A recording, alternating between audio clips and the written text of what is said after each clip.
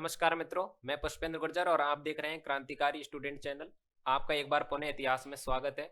और इतिहास की श्रृंखला में हम चर्चा कर रहे थे प्रमुख राजवंशों की, और राजस्थान के प्रमुख राजवंशों में हमने पढ़ा गुर्जर प्रतिहार वंश। अब हम पढ़ेंगे राजस्थान में चौहान वंश। और चौहान वंश भी गुर्जर प्रतिहार वंश की तरह तथा अन्य जो वंश हैं उनकी तरह एक बहुचर्चित एक राजवंश रहा है। तो आज हम बात करेंगे किसकी? चौहान वंश की। तो आज चलिए बात करते हैं चौहान वंश की। तो सबसे पहले चौहान वंश की हम बात करेंगे।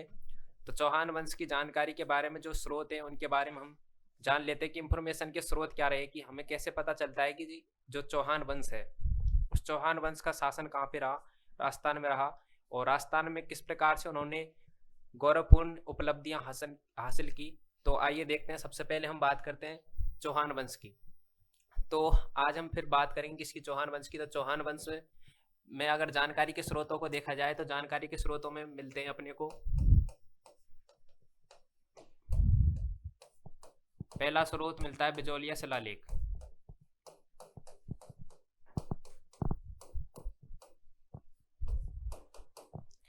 हम अपनी जो गत कक्षाएं उनमें बिजोलिया शिलालेख के बारे में पढ़ चुके हैं। और बिजोलिया शिलालेख के बारे में अगर सामान्य सी बात करें तो बिजोलिया जो शिलालेख है उसके जो रचयिता हैं वो है गुणभद्र। 1170 ईस्वी के समय ये लगभग रचा गया था। इसकी भाषा संस्कृत है। इस बिजोलिया शिलालेख में सबसे पहले चौहानों की जानकारी मिलती है। अब जानकारी में क्या मिलता है? इसमें जानकारी में यह मिलता है कि इसमें उल्लेख मिलता है कि चौहानों ने अपने चौहान वंश की सबसे पहले नींव रखी, वो रखी सपाद लक्ष्य में। ठीक है, सपाद लक्ष्य में। अब देखो संस्कृत में घटी का ज्ञान चलता है, उसमें घंटे को होरा कहते हैं, मिनट को बजे को वादनम कहते हैं, मिनट को कला कला कहते हैं या निमेश कहते हैं। इसी प्रकार से आधे आधे घंटे को सार्ध कहते हैं। उसी प्रकार से पौन घंटे को पादोन कहते हैं, और सवा घंटे को क्या कहते हैं? सपाद कहते हैं। तो संस्कृत में अगर सपाद पे जाएं तो सपाद का मतलब होता है सवा। ठीक है, ठीक है। लक्ष्य का मतलब होता है लाख, यानी 1.25 लाख आबादी वाले क्षेत्र में चौहान वंशों ने अपनी क्या रखी? नींव रखी। तो सबसे पहले जो उल्लेख मिलता है वो बिजोलिया शिलालेख में मिलता है। ठीक है, उसके बाद में हम बात करें दूसरे की, तो दूसरा जो प्रमुख है जो स्रोत है वो है हर्षनाथ प्रशस्ति।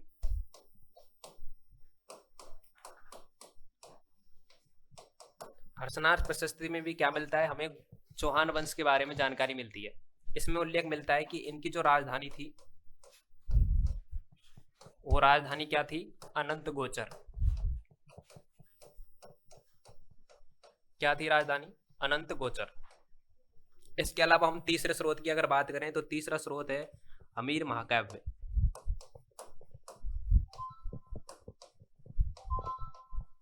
ठीक है, अगर हमीर महाकाव्य की बात करें तो हमीर महाकाव्य में अगर रचयिता की बात करें तो हमीर महाकाव्य की रचना गुणभद्र सूरी ने की थी।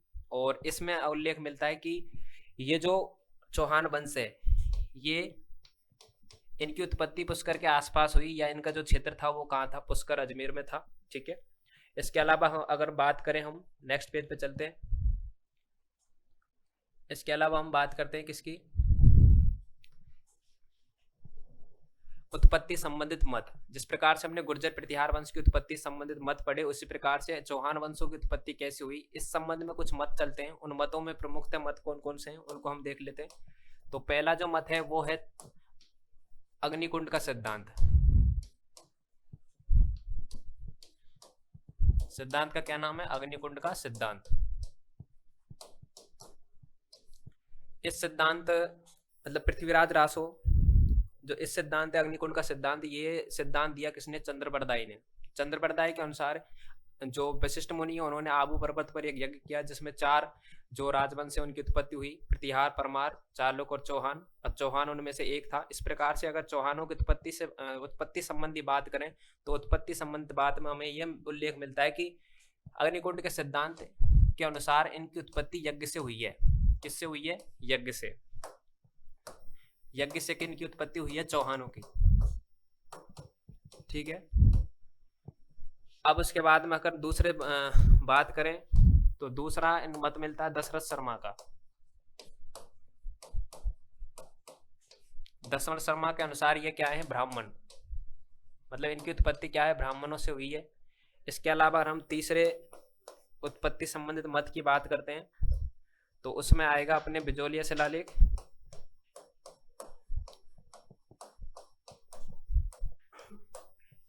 आपको पता है बिजोलिया शिलालेख की रचना गुणभद्र ने की थी, और इस शिलालेख की भाषा संस्कृत है, और इसमें विभिन्न जो क्षेत्र हैं उनके प्राचीन नाम मिलते हैं, जैसे विराट नगर मिलता है, उसके बाद में छत्रपुर नागौर मिलता है, सपाद लक्ष्य मिलता है, सांवर के आसपास का क्षेत्र। तो इसमें भी क्या है कि ये बताया कि इनकी उत्पत्ति वत्स गोत्रीय ब्राह्मणों से हुई है। वत्स गोत्रीय ब्राह्मणों से इनकी उत्पत्ति हुई है। तो ये अपनी उत्पत्ति से संबंधित क्या हुए, मत हुए। अब हम नेक्स्ट बात करते हैं किसकी, वंश संबंधी मान्यता है। पहले हमने सबसे पहले फर्स्ट क्लास में हमने बात की कि कुछ वंश अपने आप को सूर्यवंशी बताते हैं, कुछ वंश अपने आप को चंद्रवंशी बताते हैं, और कुछ अपने आप को इंद्रवंशी बताते हैं। तो ये प्रमुख राजवंश से अपने आप को एक वंश से जोड़ते हैं। जैसे गुर्जर प्रतिहार वंश की बात करें तो वो स्वयं को लक्ष्मण का अवतार मानते हैं, इसलिए वो क्या हुए, सूर्यवंशी हुए। इस प्रकार से क्या है कि जो राजवंश है वो अपने आप किससे जोड़ते हैं, वंशों से जोड़ते हैं। अब हम बात करते हैं इसकी, तो वंश के संबंध में 3 परंपराएं चलती हैं। पहली परंपरा चलती है कि सूर्यवंशी। कुछ विद्वान ऐसे हुए जिन्होंने इन्हें क्या माना, सूर्यवंशी माना।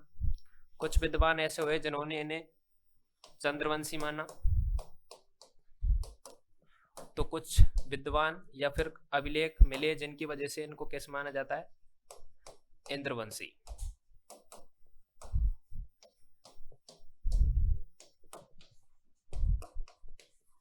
देख लेते हैं कौन कौन है इनमें।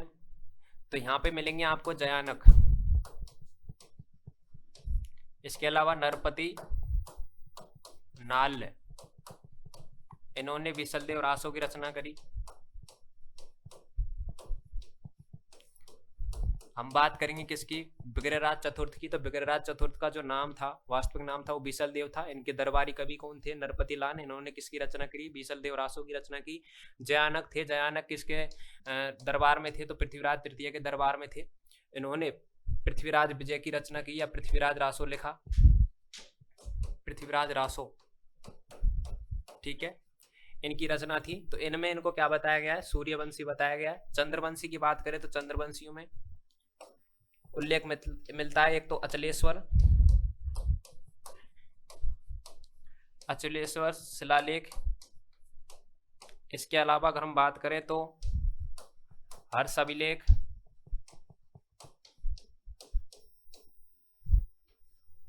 अचलेश्वर, हर्ष अभिलेख, इनमें उल्लेख मिलता है कि जो चौहान है वो क्या है, चंद्रवंशी है। इसके अलावा इंद्रवंशी की बात करें तो इंद्रवंशियों के संबंध में एक साक्ष्य मिलता है रायपुर का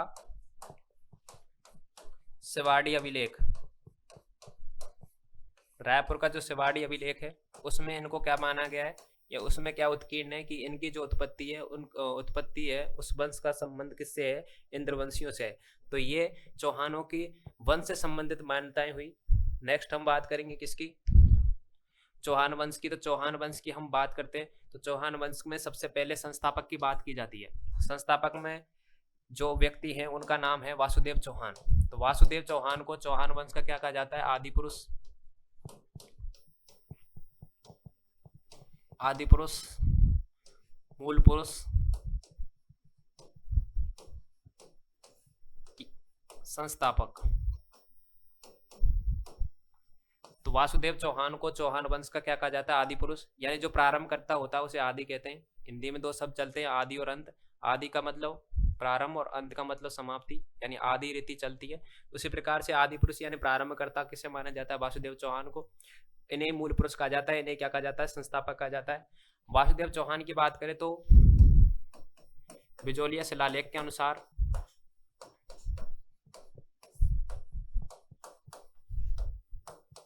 बिजोलिया शिलालेख, ठीक है, बिजोलिया शिलालेख आपको बिल्कुल याद हो जाना चाहिए। बिजोलिया शिलालेख है, उसकी रचना गुणभद्र ने की थी, 1170 के आसपास का है। इसकी भाषा संस्कृत है और इसमें उल्लेख मिलता है कि 551 ईस्वी में वासुदेव चौहान ने चौहान वंश की नींव रखी, ठीक है, चौहान वंश की नींव रखी कहाँ पे, सपाद लक्ष्य में। और इन्होंने राजधानी किसे बनाया, तो राजधानी की बात की जाती है तो राजधानी इन्होंने बनाया छत्रपुर को, छत्रपुर यानी नागौर को इन्होंने क्या बनाया, अपनी राजधानी बनाया। ठीक है। एक उल्लेख मिलता है यहाँ पे, एक कथन है डॉक्टर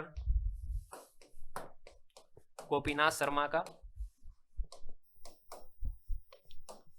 तो गोपीनाथ शर्मा ने कहा कि जो चौहान वंश है, उस चौहान वंश, अगर पूरे चौहान वंश को देखें तो चौहान वंश का जो निर्माण काल है वो किनका काल माना जाता है? तो निर्माण काल माना जाता है किसका? वासुदेव चौहान का।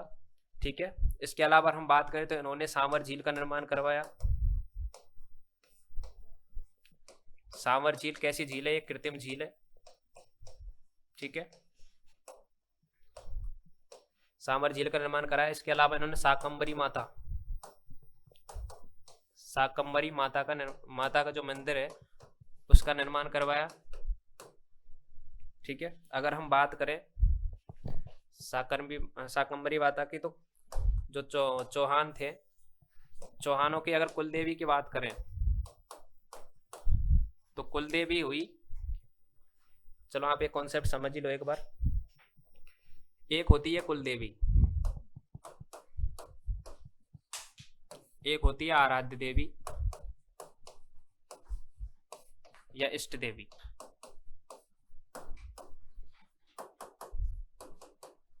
देखिए, एक होती है अपनी कुलदेवी। कुलदेवी से मतलब है कि जिस वंश में आप हो, ठीक है, उसी वंश में कोई देवी जन्म लेती है या देवी ने जन्म लिया पहले, ठीक है, उस वंश में आपकी उत्पत्ति हुई। तो आपकी अगर कुलदेवी होगी तो कुलदेवी कौन सी होगी? वो देवी होगी जिस वंश में आपने जन्म लिया है। ठीक है, ये तो हुई कुलदेवी। दूसरी होती है आराध्य देवी, इष्ट देवी। अगर हम व्यक्तिगत रूप से किसी देवी के प्रति अपना क्या रखते हैं? एक सम्मान रखते हैं, उसकी पूजा आराधना करते हैं, तो वो अपनी देवी कौन सी होती है? वो देवी होती है अपनी इष्ट देवी या आराध्य देवी। अब हम बात कर रहे हैं किसकी? चौहानों की। तो चौहानों की जो कुलदेवी है वो कुलदेवी क्या है? शाकंभरी माता। ठीक है, शाकंभरी माता का जो मंदिर है वो शाकंभरी माता का मंदिर जयपुर में है। और शाकंभरी माता को साग सब्जियों वाली माता कहा जाता है, क्योंकि अकाल के समय पर इन्होंने फल फूल इस प्रकार के चीजों को क्या किया? जनरेट किया, मतलब उत्पत्ति की, इसलिए शाकंभरी माता कहा जाता है। अगर कुल देवता की बात करें तो कुल देवता है हर्षनाथ। ठीक है, कौन है कुल देवता? हर्षनाथ। ये हो गया। उसके बाद में चलते हैं, अब शासक बनते हैं उसके बाद में गुबक। तो गुबक के टाइम पे कुछ खास नहीं हुआ, इन्होंने अपने कुल देवता, अभी हमने बात करी किसकी? कुल देवता हर्षनाथ का मंदिर बनवाया इन्होंने। ठीक है, हर्षनाथ का मंदिर कहाँ पे? सीकर। हर्षनाथ की एक बहन थी जीन, जिसे क्या कहते हैं? जीन माता, जिनका मंदिर कहाँ है? रेवासा, सीकर में। हुआ यह था कि एक प्रसंग चलता है जीन माता और उसकी भाभी का, कि जीन माता और उसकी भाभी एक बार पानी लेके आ रही थी। प्राचीन काल में जो पानी था वो कुओं से लेके लाया जाता था। तो वो आपस में बातें करती आ रही कि हर्ष जो है वो पहले किसकी मटकी उतारेंगे। तो दोनों में शर्त हो जाती है, और जैसे वो घर पहुंचते हैं तो हर्ष पहले क्या करते हैं? अपनी भाभी की जो मटकी है उसको उतार देते हैं। ठीक है, इससे नाराज होकर जीन माता, वैसे जीन माता का संबंध शुरू से माना जाता है, वो सीकर चली जाती है। वहीं जैसे ही प्रसंग का पता लगता है किसको? हर्ष को। हर्ष चले जाते हैं कहाँ पे? अपनी बहन को मनाने, लेकिन बहन वापस नहीं आती है, तो वहीं पे हर्ष रह जाता है, तो दोनों वहां पे रह जाते हैं। तो जो हर्षनाथ मंदिर है वो किसने बनवाया? वो बनवाया किसने? गुबक ने। सिंहराज की बात करें तो इनके टाइम की महत्वपूर्ण घटना ये है कि इनका एक भाई था लक्ष्मण। लक्ष्मण ने नाडोल पाली में क्या किया? चौहान वंश की क्या रखी? नींव रखी। ठीक है, पृथ्वीराज सेकंड की बात करें तो इन्होंने आशापुरा माता मंदिर बनवाया। ठीक है, इसके अलावा इन्हें हर्ष प्रशस्ति में इनका उल्लेख मिलता है। तो ये तो ऐसे शासक रहे जिनके टाइम पे एक महत्वपूर्ण घटनाएं घटी, वो हमने देख ली। अब हम बात करेंगे किसकी? अजमेर के चौहानों की। ठीक है, अजमेर के चौहानों की बात करते हैं। मूलतः जो चौहान थे वो, सबसे पहले हम बात करें तो सांबर के चौहान, अजमेर के चौहान, ठीक है, रणथंभौर के चौहान, नाडौल के चौहान, कोटा बूंदी के चौहान, जिनको क्या कहते हैं? आड़ा चौहान। इसके अलावा अगर हम बात करें तो जालौर के चौहान, जालौर के जो चौहान है उनको क्या कहते हैं? सोनगरा के चौहान। तो ये प्रमुख चौहानों की शाखाएं। तो प्रमुख चौहानों की शाखा में हम पढ़ेंगे किसको पहले, अजमेर को। तो अजमेर के चौहानों में सबसे पहले शासक बनते हैं कौन, अजयराज। अजयराज को क्या कहा जाता है, अजमेर में चौहान वंश का संस्थापक, चौहान वंश का संस्थापक किसे कहा जाता है, तो वो कहा जाता है किसको, अजयराज को। ठीक है, इन्होंने, अजयराज ने अजयमेरू यानी अजमेर की स्थापना की 1193 में। ठीक है, इन्होंने तारागढ़ दुर्ग का निर्माण करवाया। ठीक है, तारागढ़ जो दुर्ग है वो बूंदी में भी है और अजमेर में भी है। तो इन्होंने अजमेर में तारागढ़ दुर्ग का निर्माण कराया, जिसे क्या कहते हैं, अजमेरगढ़ कहते हैं, गढ़बीटली कहते हैं। तारागढ़ को तारागढ़ इसलिए कहा जाता है कि जो राणा सांगा मतलब उड़ना राजकुमार थे, जो जिनका बचपन कुंभलगढ़ में बीता, उनकी शादी होती है ताराबाई से। ताराबाई और वो एक बार क्या है, यात्रा पे आते हैं, तो वो यहाँ पे रात्रिकालीन विश्राम करते हैं, कहाँ पे, अजमेर में। तो यहाँ पे ऐसे बोला जाता है कि उनकी जो पायल थी, वो घुंघरू था, वो खो जाता है। पूरी सेना लगाकर वो घुंघरू को क्या करते हैं, खोजते हैं। और जहाँ पे घुंघरू मिलता है उसे क्या कहते हैं, घुंघरा घाटी, जहाँ पे वर्तमान में आरपीएससी का जो मुख्यालय है घुंघरू घाटी में। तो इन्होंने तारागढ़, ये जिसे क्या कहते हैं, गढ़बीटली, ठीक है, ताराबाई के नाम पे इसका क्या नाम पड़ा, तारागढ़ नाम पड़ा। और ये गिरिदुर्ग है, और इसको क्या कहते हैं, अरावली करमान कहते हैं, और राजस्थान का जिब्राल्टर कहते हैं इसे। और बिशप हेयर ने इसकी तुलना लंदन के जो बिल्डिंग है उनसे की है। और इसको क्या कहते हैं, और सर्वाधिक जो आक्रमण है, वो सर्वाधिक आक्रमण कहाँ हुए हैं, तो सर्वाधिक स्थानीय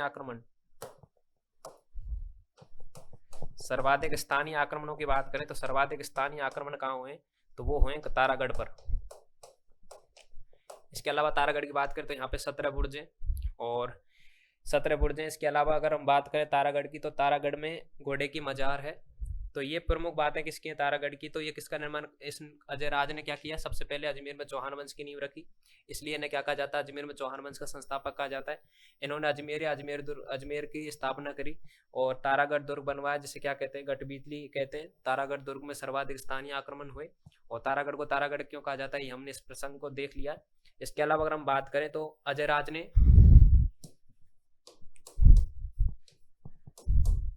ने सिक्के चलाए, ठीक है, सोने के, चांदी के, ठीक है। इन पर क्या उत्कीर्ण करवाया, इन पर करवाया अजयराज, ठीक है। इसके अलावा इन पर इनकी एक पत्नी थी सोमलेखा, तो सोमलेखा या सोमलवती का उल्लेख मिलता है।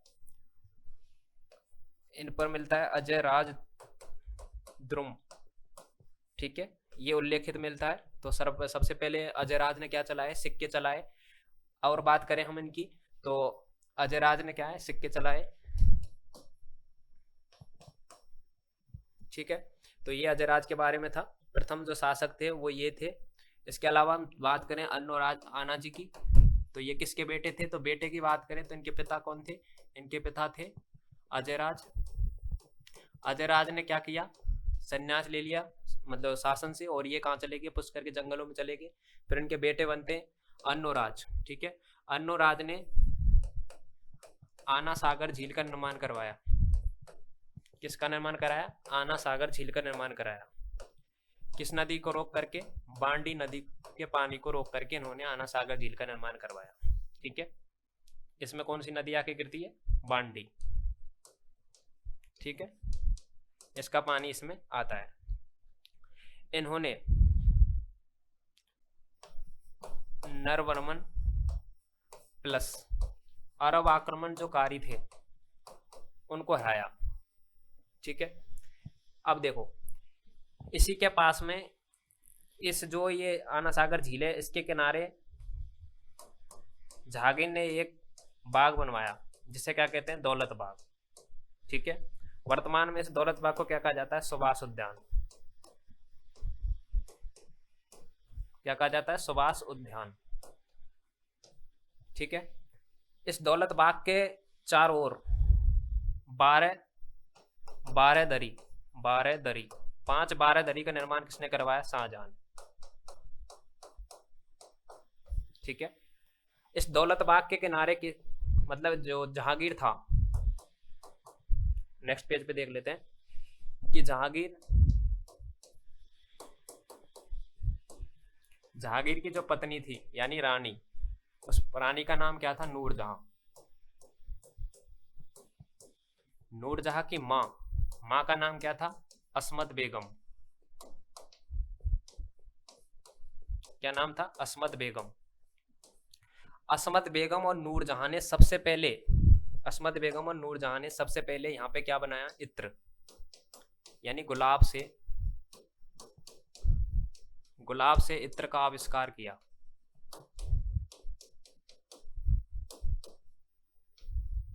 ठीक है। सबसे पहले कहाँ पे? सुभाष उद्यान या दौलत उद्यान। इसके चारों ओर, ये माना कि सुभाष उद्यान है, ठीक है, दौलत बाग है, इसके चारों ओर 12 दरी का निर्माण किसने कराया? 12 दरी कितनी थी? 5। किसने करवाया? शाहजहां ने। ठीक है।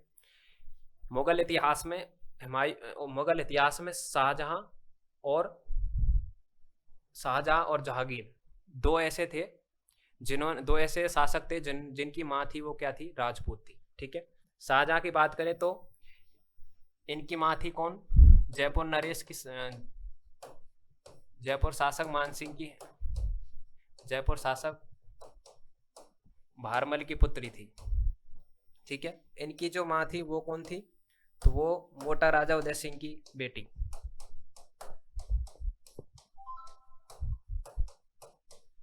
तो इस प्रकार से 2 राजपूत माताएं किनकी थी? तो जहांगीर और शाहजहां की थी। ठीक है। इसके अलावा हम बात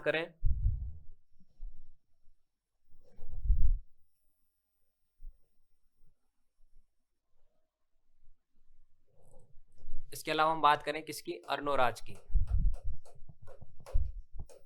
तो अर्नोराज ने क्या बनवाया? अर्नोराज ने वराह मंदिर का निर्माण कराया। आदि वराह भी कहा जाता है। वराह मंदिर का निर्माण कहाँ कराया? पुष्कर में। कहाँ पे करवाया? पुष्कर में। ठीक है। ये बात हुई किसकी? अर्नोराज की। अब हम बात करें किसकी? विग्रहराज चतुर्थ की। तो अजमेर के शासकों में सबसे प्रतापी थे। अजमेर शासकों में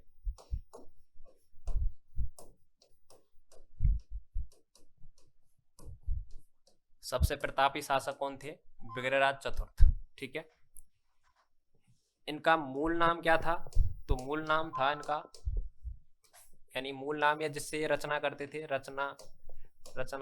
रचना में जो उल्लेख मिलता वो मिलता है इनका बीसल देव। उपाधियों की अगर हम बात करें तो उपाधियां थी इनकी कवि बांधव,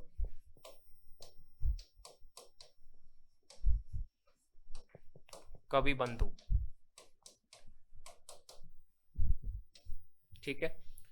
और बात करते हैं इनकी, इन्होंने रचना लिखी हरिकेली। हरिकेली क्या था? एक नाटक था। नाटक की भाषा क्या थी? तो भाषा थी संस्कृत। तो स्वयं क्या थे? विद्वान थे। ठीक है। अब हम बात करते हैं किसकी? इन्होंने दिल्ली के तोमरों को हराया। दिल्ली के तोमर या तंवर। और कन्नौज के किसको हराया? तो कन्नौज के गहड़वालों को हराया। ठीक है। कन्नौज के गहड़वालों को इन्होंने हराया और दिल्ली पर अपना अधिकार किया। चौहानों में दिल्ली पर शासन करने वाले प्रथम शासक कौन थे? तो प्रथम शासक थे विग्रहराज चतुर्थ। ठीक है। इन्होंने एक बिल्डिंग का निर्माण कराया। उस बिल्डिंग का क्या नाम था? इन्होंने एक संस्कृत पाठशाला की स्थापना करी। संस्कृत पाठशाला। ठीक है। कालांतर में कुतुबुद्दीन ऐबक ने ऐबक ने इसको तुड़वाया, तुड़वा करके और इसको मस्जिद बना दिया। राजस्थान की पहली इमारत किसको, पहली मस्जिद किसे माना जाता है? वो माना जाता है संस्कृत पाठशाला को। कुतुबुद्दीन ऐबक ने इसको मस्जिद के रूप में दे दिया। इसका नाम हो गया क्या? 2.5 दिन का झोपड़ा। 2.5 दिन का झोपड़ा, ठीक है। फारसी इतिहासकार कहते हैं कि इसको बनाने में 2.5 दिन लगे, इसलिए इसका नाम क्या पड़ा? 2.5 दिन का झोपड़ा। पहली मान्यता तो यह है। दूसरी मान्यता यह है कि यहाँ पे पंजाब शाह का 2.5 दिन का क्या लगता है? उर्स, इसलिए इसे क्या कहते हैं? 2.5 दिन का झोपड़ा कहा जाता है। बेसिकली क्या थी? ये संस्कृत पाठशाला थी। किसने तोड़वाया? कुतुबुद्दीन ऐबक ने। क्या बना दी? मस्जिद बना दी। कितने खम्भों की थी? 16 खम्भों की। इसके अलावा हम बात करें तो राजस्थान की प्रथम मस्जिद किसे माना जाता है? प्रथम इमारत किसे माना जाता है? तो इसको माना जाता है किसको? 2.5 दिन के झोपड़े को। 2.5 दिन का झोपड़ा क्यों कहते हैं? तो दो मान्यताएं। फारसी इतिहासकार कहते हैं कि 2.5 दिन का टाइम लगा। दूसरी मान्यता यह है कि पंजाब शाह का उस्र बरता है यहाँ पे, इसलिए इसे क्या कहते हैं? 2.5 दिन का झोपड़ा कहते हैं, ठीक है। इसके अलावा दरबारी कवियों की बात करें इसकी, तो दरबारी कवि कौन कौन थे इसके? तो दरबारी कवियों में उल्लेख मिलता है एक तो नरपति, नालन, ठीक है। एक मिलता है सोमदेव, ठीक है। इनकी रचनाओं की बात करते हैं हम। नरपति लाल ने क्या लिखी? बीसलदेव रासो, बीसलदेव रासो, ठीक है। इसके अलावा अगर सोमदेव की बात करें तो इन्होंने लिखी ललित विग्रहराज,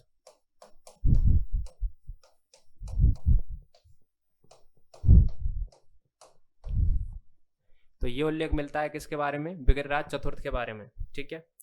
नेक्स्ट चलते हैं, अगले शासक बनेंगे कौन? पृथ्वीराज तृतीय। कौन बनेंगे शासक? पृथ्वीराज तृतीय।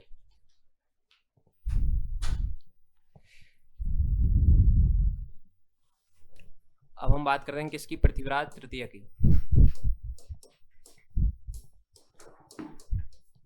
ठीक है। इनसे, ये किनके बेटे थे? तो इनसे पहले, मतलब हमने बात करी किसकी? विग्रहराज की,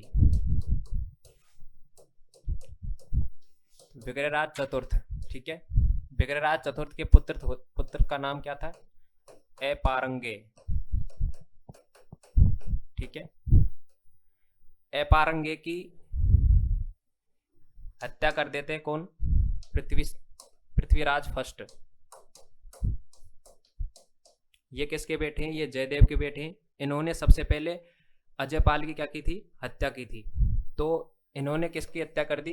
अपारंगे की। ये इनकी मृत्यु हुई तो ये क्या थे? निसंतान थे। कौन थे? निसंतान। अब राजपाट किसके हाथ में आएगा? तो राजपाट आ गया किसके हाथ में? सोमेश्वर। सोमेश्वर की शादी किसके साथ हुई? तो सोमेश्वर की शादी हुई कपूरी देवी के साथ, ठीक है। इन दोनों का जो पुत्र हुआ उस पुत्र का नाम क्या था? पृथ्वीराज तृतीय, ठीक है। तो अब बात करते हैं तो ये किनके बेटे थे? तो पिता के नाम की बात करें तो पिता का नाम क्या था? सोमेश्वर। माँ की बात करें तो माता का नाम क्या था? कपूरी देवी, ठीक है। इसके अलावा हम बात करें किसकी? पत्नी का नाम क्या था? संयोगिता या इच्छनी, क्या नाम था? इच्छनी या संयोगिता, ठीक है। अगर इनकी बात करें प्रधानमंत्री की तो इनका प्रधानमंत्री कैनास, ठीक है। इनके प्रधानमंत्री क्या नाम था? कैनास। और सेनापति था, सेनापति का नाम था, एक सेनापति थे, इनके सेनापति का नाम भी मिलता है। तो ये किसकी बात हुई? पृथ्वीराज तृतीय की। और हम बात करते हैं पृथ्वीराज तृतीय की। पृथ्वीराज तृतीय यानी P3। इनके टाइम पे तराइन का प्रथम युद्ध हुआ, तराइन का प्रथम युद्ध, कब हुआ? तो 1191 में। किन किन के बीच में हुआ? तो पृथ्वीराज तृतीय वर्सेज मोहम्मद गोरी। ठीक है, इस युद्ध में विजेता कौन होते हैं? तो विजेता बनते हैं कौन? पृथ्वीराज तृतीय। इसके बाद में अगले ही वर्ष क्या होता है? तराइन का द्वितीय युद्ध है, सेकंड युद्ध। ये कब होता है? 1192 में। किन किन के बीच में होता है? तो पृथ्वीराज तृतीय और मोहम्मद गोरी के बीच में होता है। अब इसमें विजयी कौन होते हैं? इसमें विजयी होते हैं मोहम्मद गोरी। ठीक है, इसके बाद में इन्हें क्या करते हैं? अंधा करके, युद्ध के बाद में इन्हें अंधा करके कहाँ ले जाते हैं? अपने देश ले जाते हैं। ठीक है, उसके बाद में इनके देश ले जाते हैं इनके। फिर उसके बाद में इनका एक दरबारी कवि था जयानक, जिसने लिखी पृथ्वीराज रासो, पृथ्वीराज विजय। ठीक है, एक और इनके दरबारी कवि थे चंद्रबरदाई।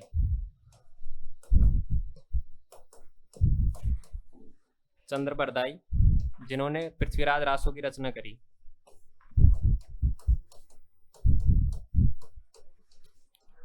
ऐसा बताया जाता है कि पृथ्वीराज जो हैं उनसे मिलने के लिए चंद्रबरदाई जाते हैं। ठीक है, और कहते हैं कि एक बार निवेदन करते हैं कि आप एक बार मुझे किससे मिलाओ? पृथ्वीराज तृतीय से मिलाओ। मोहम्मद गोरी क्या है? मान जाते हैं और बड़े दरबार में इनको मिलवाया जाता है। ऐसा माना जाता है कि जो पृथ्वीराज तृतीय उनको शब्द वेदी बाणों का क्या था? ज्ञान था।